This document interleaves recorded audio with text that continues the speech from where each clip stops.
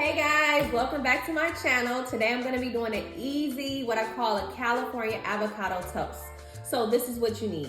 I have 2 pieces of white bread, 1 avocado. I have a half a cup of crab meat, furikake, which is sesame seeds, seaweed. You can find this in the Asian aisle in your market. It's called rice seasoning, sesame oil, and Maldon salt. That's it. That's all you need. It's super easy, but I promise you it is delicious. So let's get cooking. First, I'm going to toast my bread.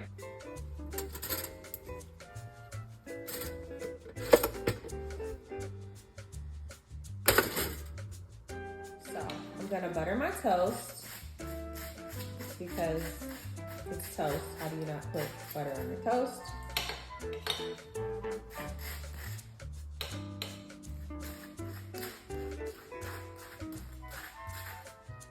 Guys, comment and like if you like this regular look. It's being very vulnerable for me that I'm not all good. Okay, so let's build this toast.